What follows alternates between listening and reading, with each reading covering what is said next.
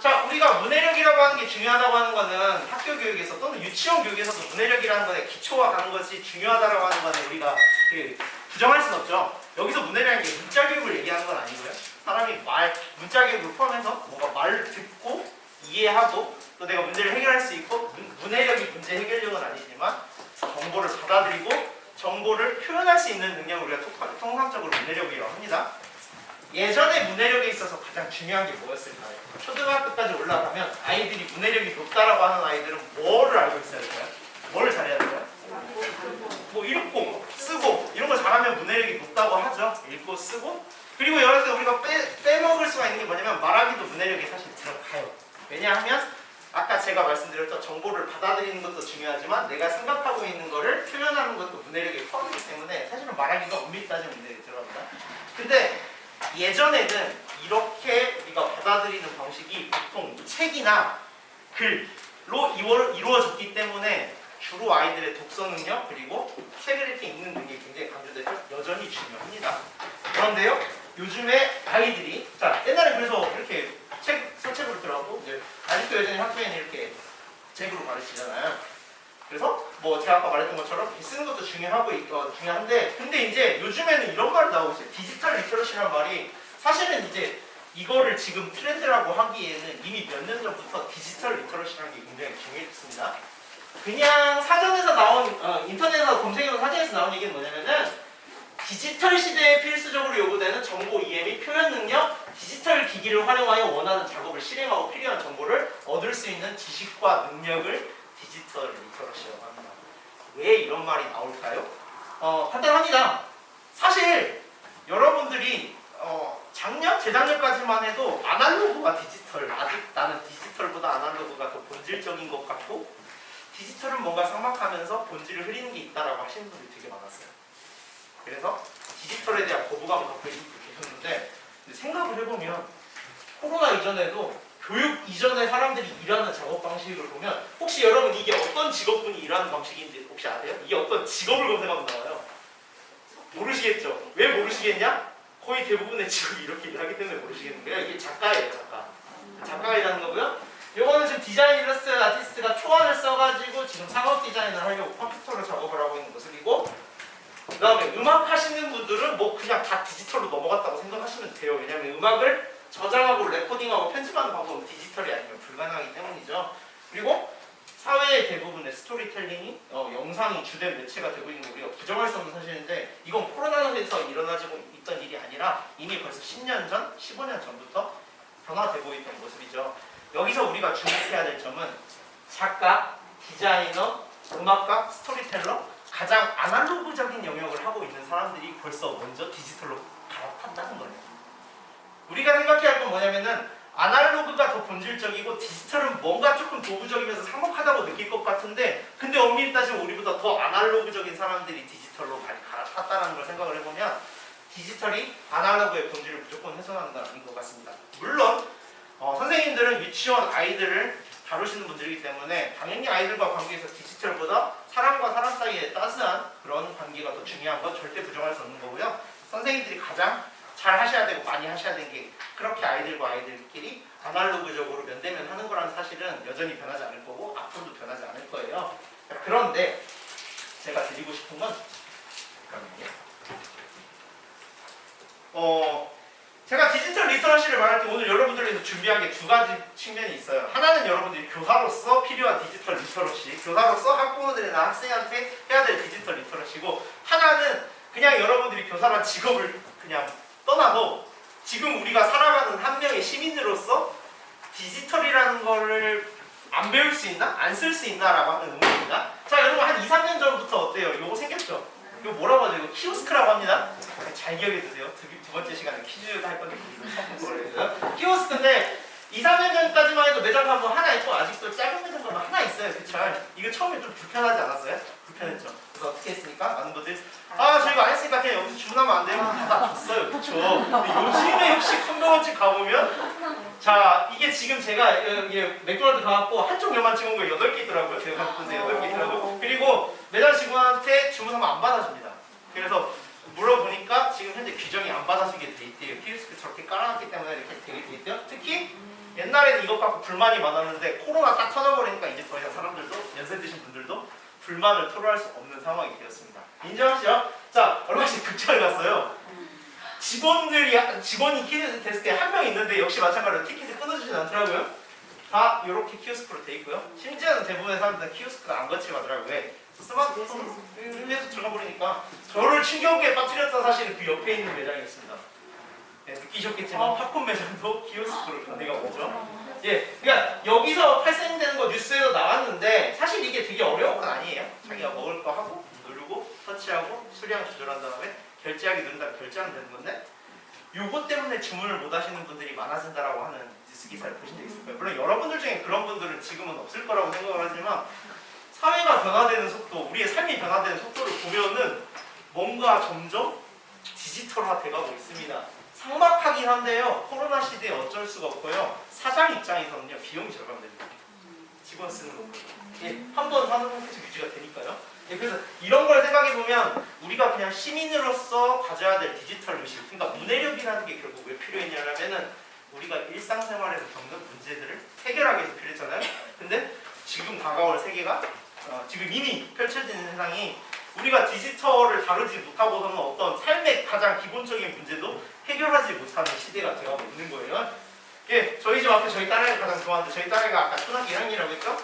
예, 학원 끝나고 지 혼자 가서 사오더라고요. 그래서 처음에 거부감이 있을 줄 알았는데 또 아이들은 거부감이 더 없습니다. 왜냐면 애초에 얘네들이 이런 시대에 태어났기 때문에.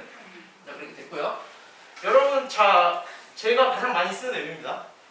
여러분이 디지털 리터러시가 절대 떨어지지 않죠. 왜냐면 여러분들도 이거 쓰고 있잖아요. 이거 없으면 못 살거든요. 하나는 배달의 민족이고요. 하나는 쿠팡.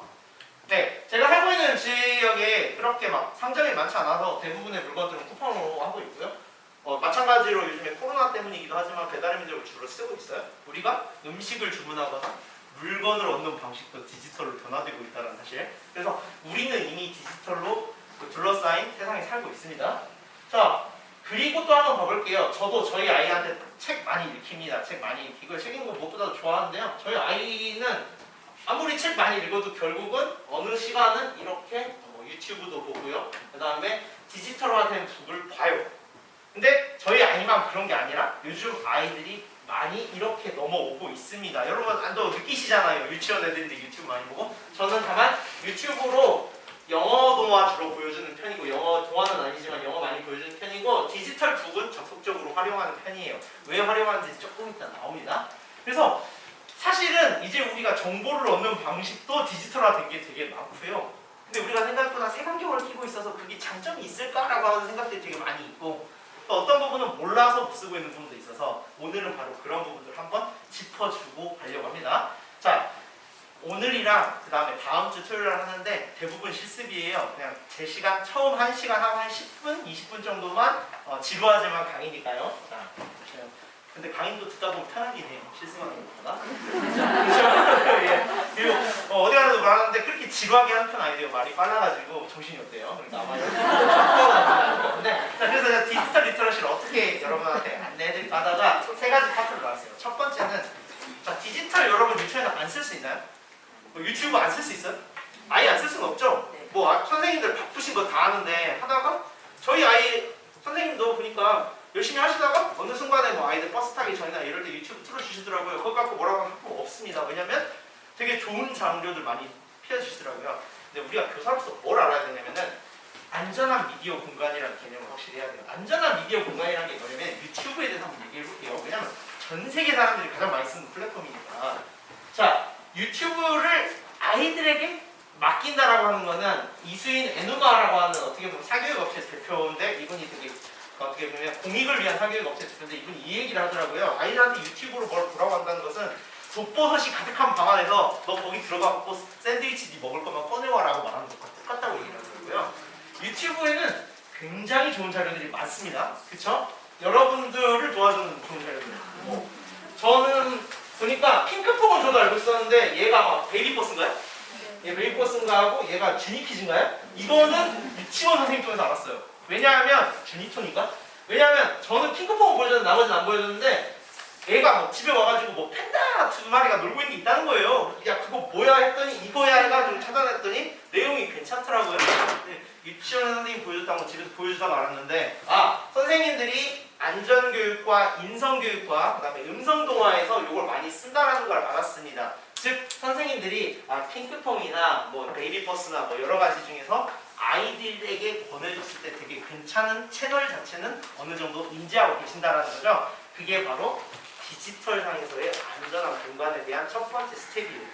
아무거나 쓰는 게 아니라 내가 이걸 아이들한테 투입을 했을 때 아이들이 집에 가서 이거 볼 수 있는데 이게 아이들한테 보여줘도 되는 채널일지 지나치게 너무 뭐 상업적이진 않을지를 한번 고려해 보는 게 한번 필요하다라는 거예요. 이거 여기에서 뭐 핑크퐁은 나빠 이게 나빠 이게 아니라 한 번 정도 여러분들이 생각을 해보셔야 되는 거죠. 여러분 아동용 동영상이라고 해서 광고가 안 달리는 게 아니거든요. 물론 다행히 좀 아이들이 보기에 좀 이상한 광고는 안 나옵니다. 제가 한번 해봤어요. 아이들 해봤더니 처음에 이게 도요타? 무슨 차 광고가 나오는데 이게 왜 나오는 거 봤더니 제 노트북으로 보여주다 보니까 제 취향 알고리즘 때문에 이렇게 나오더라고요. 그래서 뭐 이런 거 나와요. 이런 거 메이크 유어 온라인. 왜냐면 온라인 작업을 많이 하니까 이 사람이 뭔가 온라인 쪽이라는 거 같은데 해가지고 이런 것도 나오기도 하고요. 어쨌든 간에 이런 식으로 나오는데 어쨌든 간에 중요한 건 그나마 다행인 건 뭐냐면 아동용 동영상을 킬 때는 보통 광고가 안 나오거나 광고가 나와도 이런 정도로 나와요. 근데 많은 분들이 착각하시는 게 아동용 광고 안 나오잖아요. 아니에요. 나와요. 그리고 유튜브 정책이 바뀌고 있어가지고 아동용 동영상 광고 걸겠다고 지금 나오죠. 네, 그래서 이런 것들을 볼 때 이게 내가 보여줄 때 중간에 광고가 튀어나올 수 있구나. 틀어주기 전에 광고가 언제쯤 나오는지 정도 한번 체크해볼 필요가 있겠구나. 이게 바로 선생님들이 원래 아날로그 때 체험학습할 때나 교재를 쓸 때도 한번 보시고 이게 애들 보여줘도 되겠다? 애들 데리고 가도 되겠다라고 어떻게 보면은 고려할 때 하는 것과 똑같습니다. 그래서 여기가 디지털상에서 안전한 공간인가 라는 걸 한번 생각해 보실 필요가 있다는 거죠. 그럼 여기서 우리가 한 가지 따져봐야 될 게 있어요. 여기서 이런 채널들은 좋지만 과연 유튜브 자체가 안전한 공간인가 한번 생각해 볼 필요가 있거든요. 그래서 많은 분들이 아시는데 한번 유튜브에서 안전한 공간을 떠올릴 때 이걸 한번 생각해 볼 필요가 있습니다. 유튜브 단추인데 뭔가 좀 유아틱하게 생겼죠? 아시는 분도 있고 모르시는 분도 있더라고요. 유튜브 퀴즈입니다. 아동용 유튜브가 있어요. 근데 생각보다 많이 안 쓰시더라고요. 인터넷에다가 유튜브 퀴즈라고 치시면 유튜브 회사에서 만든 유튜브 퀴즈가 있습니다. 어떻게 생겼냐 들어가면 이렇게 생겼어요.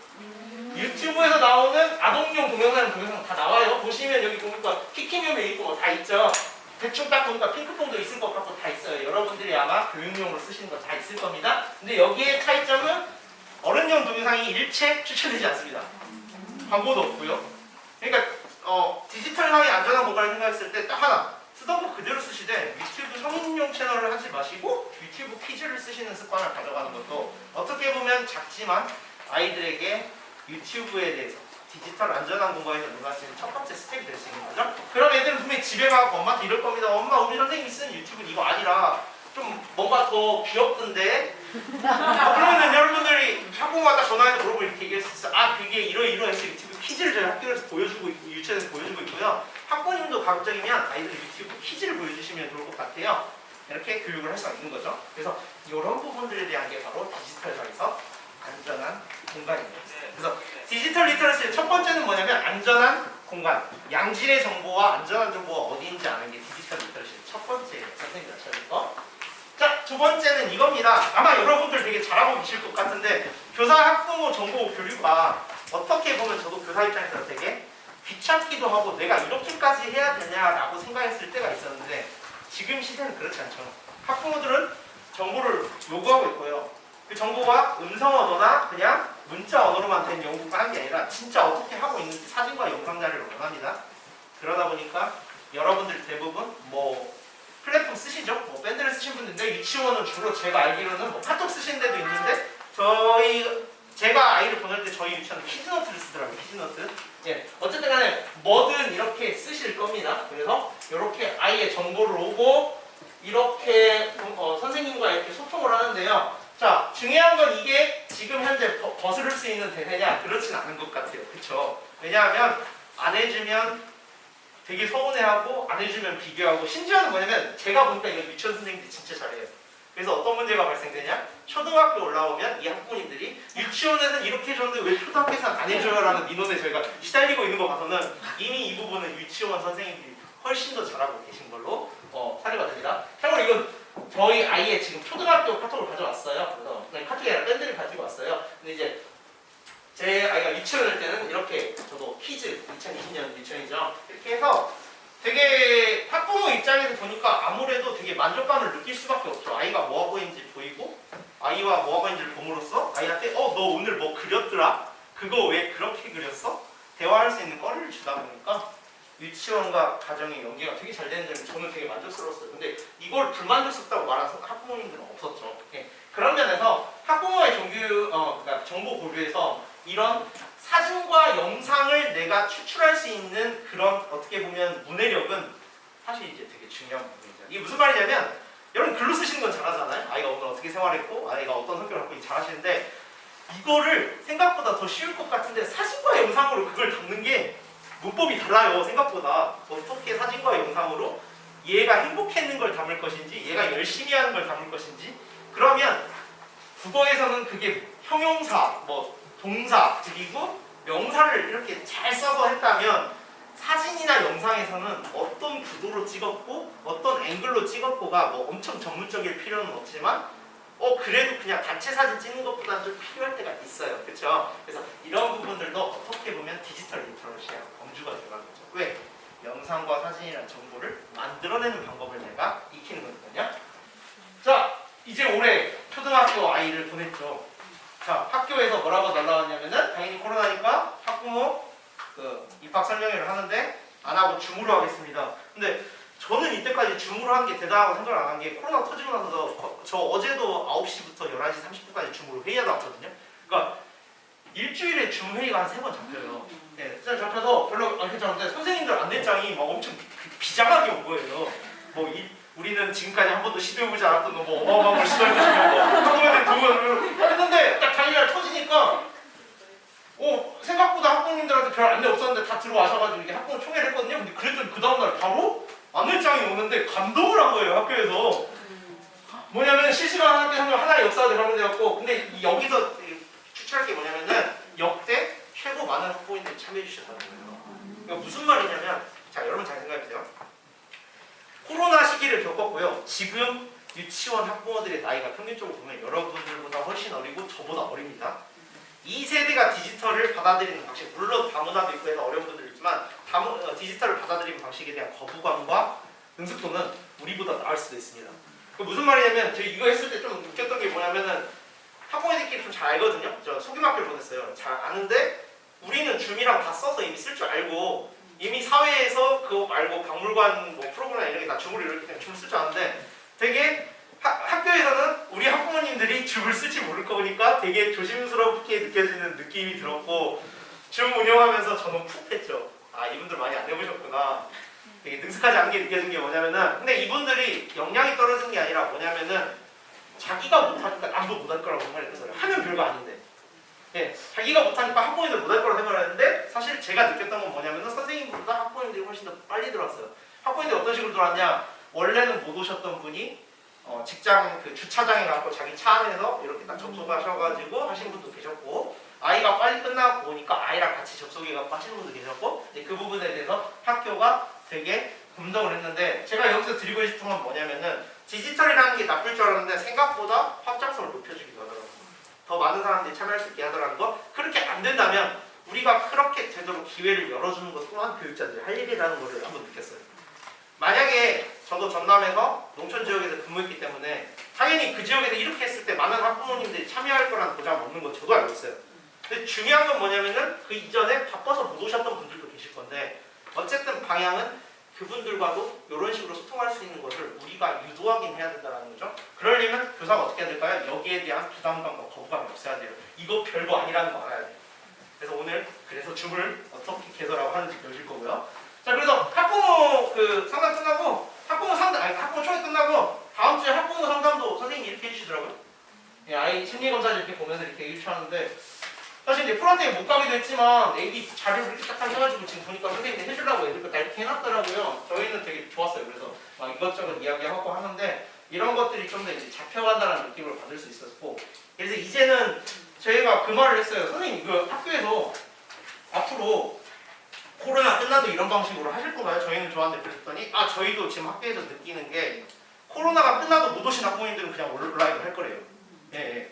오시는 분들은 오시는 게 좋지만 못 오시는 분들은 이렇게 즉 바빠서 못 오는 분들이나 확장성을 열을 수 있는 면에서는 분명히 디지털이 아날로그에서 불가능했던 공간과 시간의 제약을 풀어주는 것은 무시할 수 없는 것 같습니다. 그래서 여러분들이 이제 이런 것들을 알아두시면 디지털이라는 게 무조건 몹쓸 놈이 아니고 어떻게 보면은 예전에 되게 아쉬웠던 부분들을 풀어주는구나 라는 것들을 한번 알아보실 수 있을 거예요.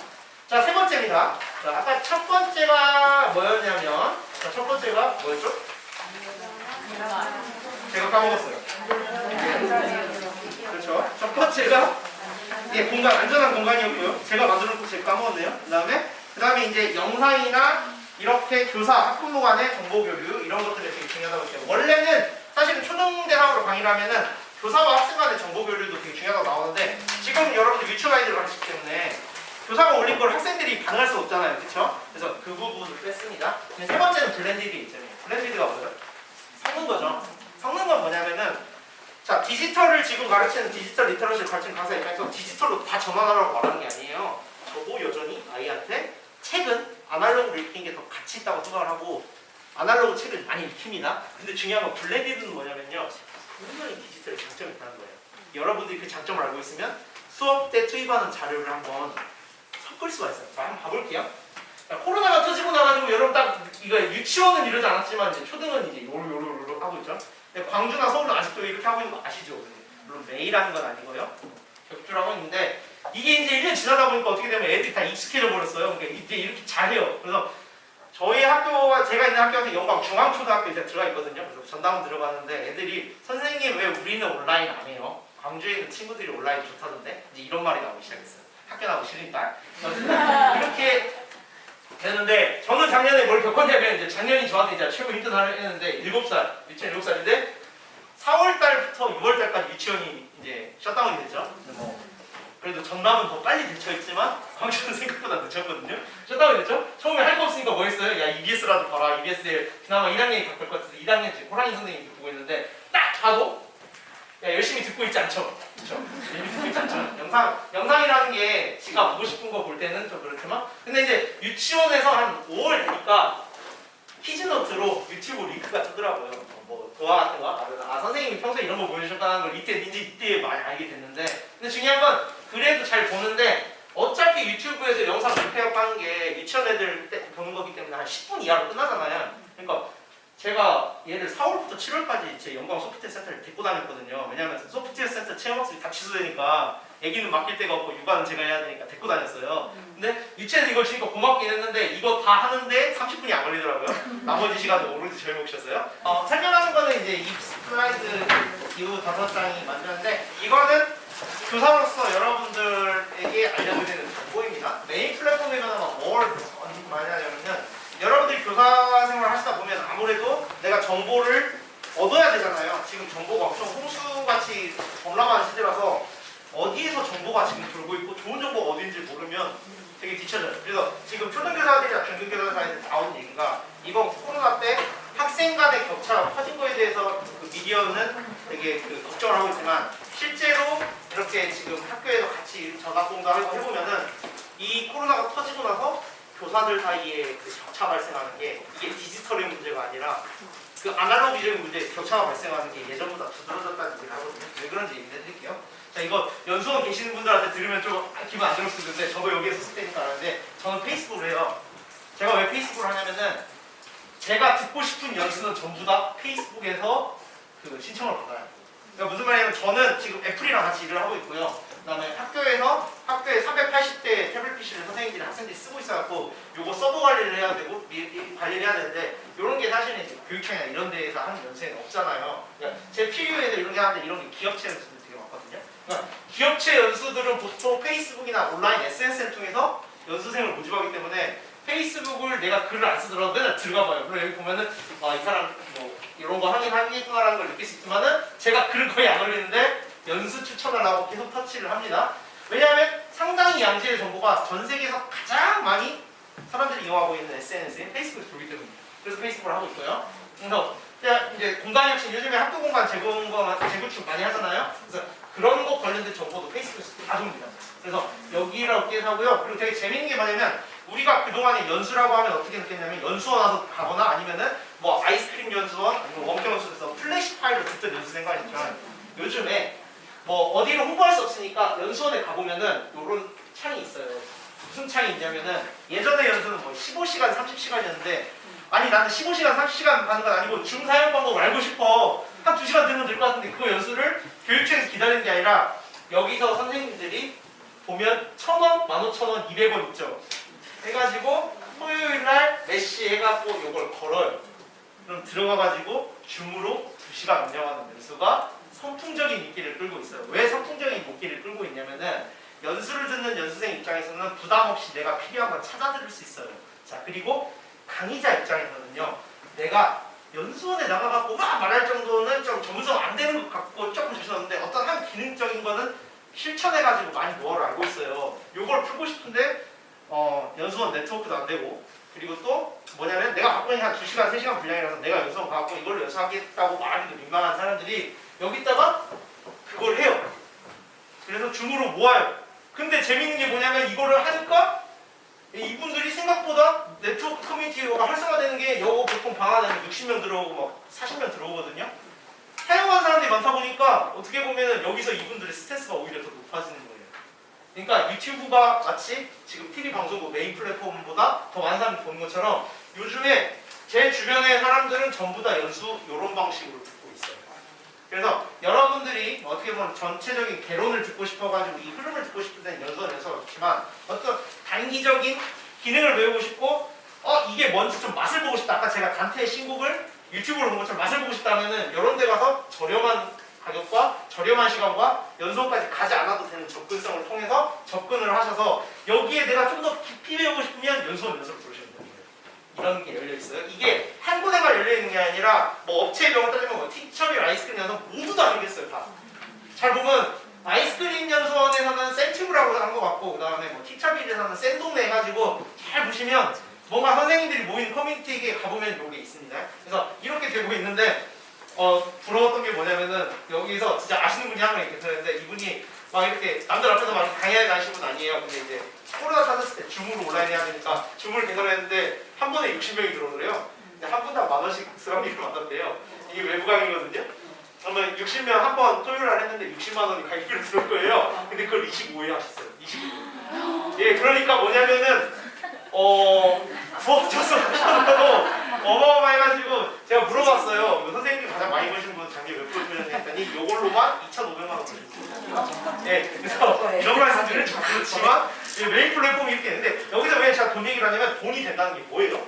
돈을 내고 듣는 사람도 있다는 거죠? 수요자가 엄청 많다는 거죠? 수요자가 왜 들을까요?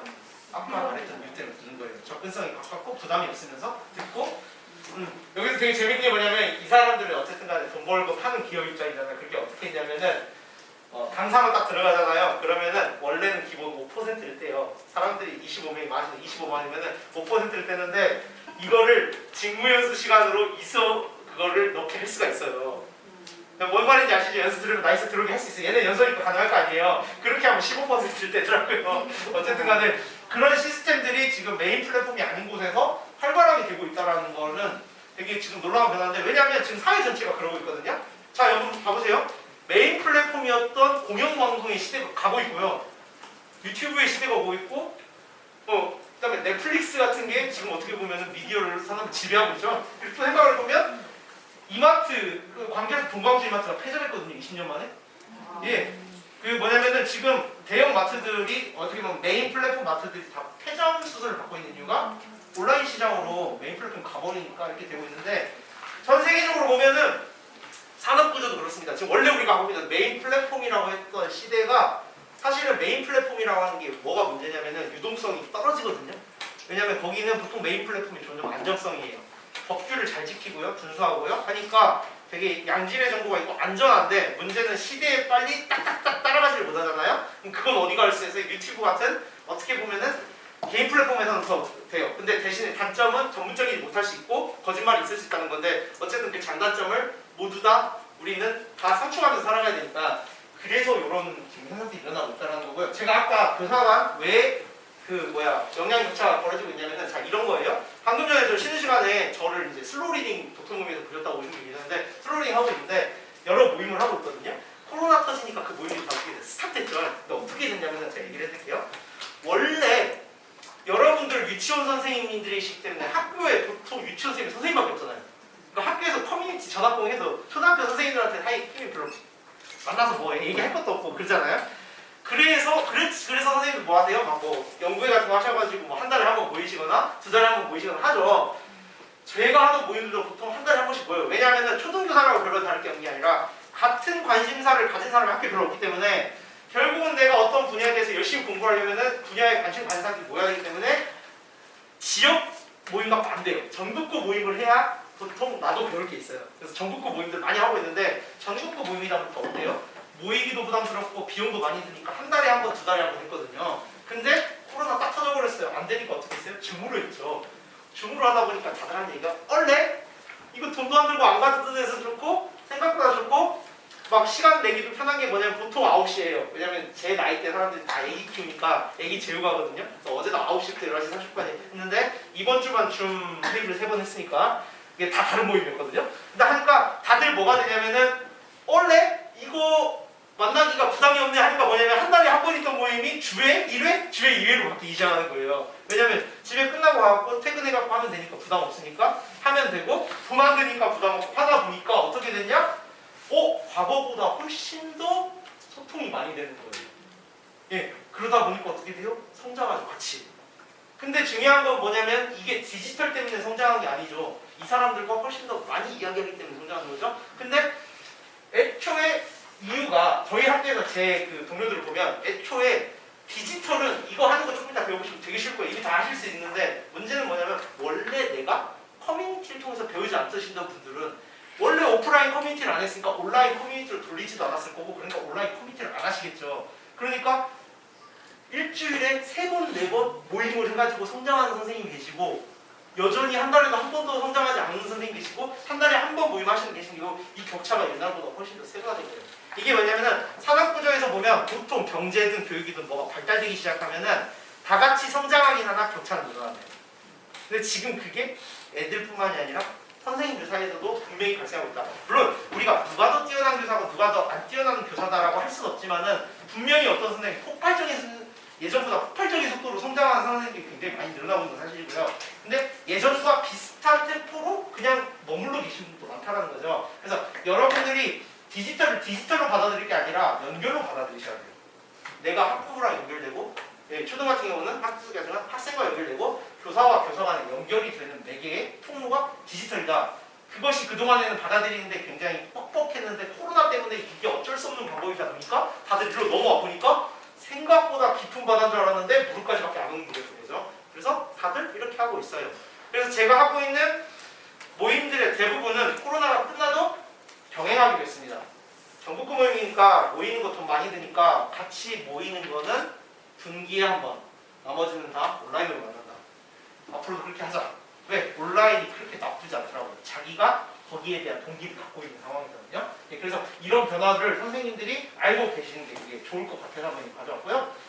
저 같은 경우도 지식을 얻는 방법에 대해서 이제 아침에 우리 전담 선생님들 카풀하시는 분들 많잖아요. 그리고 출퇴근 시간 기신 분들 많잖아요. 제가 아침에 하는 방식은 일라 오디오, 책 읽어주는 오디오, 그 다음에 유튜브 보지 않고 유튜브에서 이제 책 읽어주는 거, 그 다음에 지혜의 힘 원래 같아서 안 읽었을 거예요. 여기서 이 책 좋다고 하니까 읽고 요즘에 이렇게 정보를 습득하고 있습니다. 어떻게 보면 제가 이제 이 설명 아닌데 별로 안 좋아하는 사람이에요. 아마존 회장이거든요. 제프 베조스가 사람들이 이렇게 해요. 디지털 리터러시 하니까 시대가 변했으니까 뭔가 변화된 걸 받아야 되구나. 우리가 빨리빨리 변해야 되나? 이렇게 하지만 사실 저는 이 사람 말이 맞는 것 같아요. 사람들이 대부분 지금 전 세계에서 가장 많은 매출을 벌리고 있는 기업이 되니까 이걸 물어봅니다. 앞으로 세대가 어떻게 변할 것 같습니까? 앞으로 미래 전망이 어떻습니까? 물어보지만은 사람들이 물어보지 않는 게 뭐냐면 무엇이 변하지 않을 것인지에 대해서는 묻지 않는다라고 얘기했는데 지금 무슨 말이냐면은 우리가 디지털 말고 정말 우리가 성장해야 되고 교육이 발전돼야 되는 본질에 대해서 고민한다면은 사실 디지털이든 안 하고 다 도구에 지나잖아요. 그러면 무엇이 변하지 않을 것인지 묻지 않는다. 무엇이 변하지 않을까 우리가 교육에서 생각을 해보면 아이들 더 많이 보고요. 아이들에 대한 정보를 더 많이 데이터화하고요. 그 데이터를 학부모들과 소통하면서 아이들을 사랑으로 가르치는 건 그거는 유치원이 처음 생겼을 때나 지금이나 앞으로나 변하지 않는 가치겠죠. 그러면 그거를 어떻게 하면 더 효과적으로 하고 좀 더 확장할 수 있고 발전시킬 수 있을까라는 고민을 해야 되는 거지. 우리가 사실 디지털 리터러시 시대라고 해서 디지털을 배워야 되는가, 디지털을 어떤 기능들을 알아야 되는가는 사실 그렇게 큰 문제가 아니라는 거죠. 왜냐하면요, 디지털을 배워놓고 보시면 알겠지만 사실은 사람 편안하고 만들어 놓은 거거든요. 그러니까 본질적으로 편해요. 근데 왜 안 배워지냐? 무서우니까. 그래서 그런 거예요. 그래서 여러분들한테 이제 마지막 장으로 드리고 싶은 건 뭐냐면, 여러분들이 지금 뭐 뒤처지나 그게 아니라 잘하고 계세요. 다만 잘하고 계시는데, 여러분이 잘하고 계시는 거를 세상에 알릴 수도 있고, 학부모들한테 신뢰를 얻을 수도 있고, 그 다음에 학부모들에게 교육의 질을 높일 수 있고, 여러분이 잘하고 있는 것을 인정받을 수 있고, 또 여러분이 잘하고 있는 것들이 좀 더 업그레이드 될 수 있는 방법이 있다면 우리는 그 길을 받아들이는 것도 나쁘지 않다는 것을 강조하면서 지루했던 강의는 끝내도록 하겠습니다.